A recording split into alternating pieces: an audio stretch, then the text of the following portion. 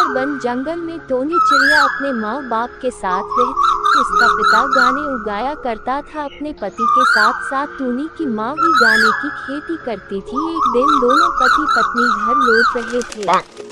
जी थोड़ा रुकिए, मैं बहुत थक गई हूँ, अब मुझे और उड़ा नहीं जा रहा है। थोड़ा आराम करके फिर घर चलूंगी। फिर दोनों पति पत्नी एक पेड़ की डाल पर बैठ जाते हैं। उससे पेड़ की डाल पर एक बिजली का तार टूटकर गिरा पड़ा था, जिसकी चपेट में दोनों पति पत्नी आ जाते हैं और उनकी वही मौत हो जाती है। जब काफी देर तक टोनी के माँ बाप घर नहीं पहुँचने तो उसे उनकी चिंता होने लगती है।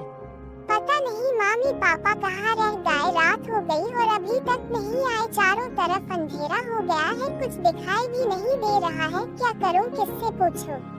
टोनी जीजू काका के घर जाती है।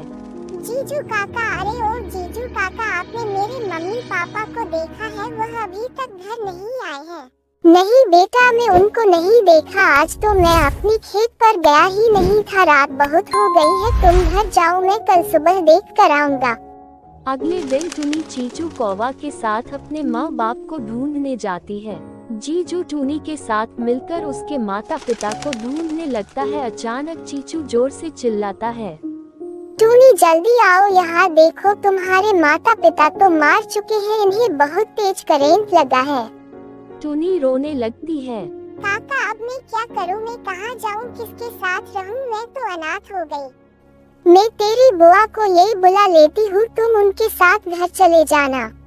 अगले दिन टोनी की बुआ आती है और उसे लेकर अपने साथ घर जाती है। कुछ दिन यूं ही बीत जाते हैं और एक दिन टोनी की बुआ सुंदरी का पति सोनू सुंदरी से कहता है, अरे सुंदरी, ये किसको डाइन अपने घर ले आई? इतनी महंगाई में इसका खर्चा कैसा चलेगा? इस मनहूस को इसके घर वापस छोड़ के ओ। हाँ जी, आप सही कह रहे हो। और तो जिद करने की वजह से मैं इसे यहाँ ले आई थी, पर अब मुझे समझ ही रहा है मैंने बहुत बड़ी गलती कर दी और अब तो ये बड़ी भी हो जाएगी। फिर तो इसकी शादी का खर्चा होगा 20 लाख।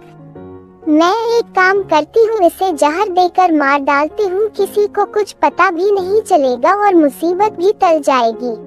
जैसा तुम कहो, मैं क्या कह सकता हूँ। टोनी अपनी बुआ और फूफा की बात सुन रही थी। टोनी सुन लेती है और रात होते ही वहाँ से चली जाती है। वह अपने घर पहुँचती है, लेकिन वहाँ पर अपना घोंसला न देखकर हैरान रह जाती है। फिर वो चीचू कौवे के घर जाती है। चीचू काका हो, चीचू काका, यहाँ पर मेरा घोंसला था ना, वह कहाँ गया? क्या बताओ टोनी चिड़िया, तुम्हारे जाने के बाद किसी ने कब्जा कर लिया, तुम्हें रहने के लिए दूसरा घर बनाना होगा। फिर टोनी अपने गाने की खेत में पहुंचती है और वहाँ नया घर बनती है। फिर टोनी चिड़िया अपने मिट्टी के घर में खुशी खुशी रहने लगती है।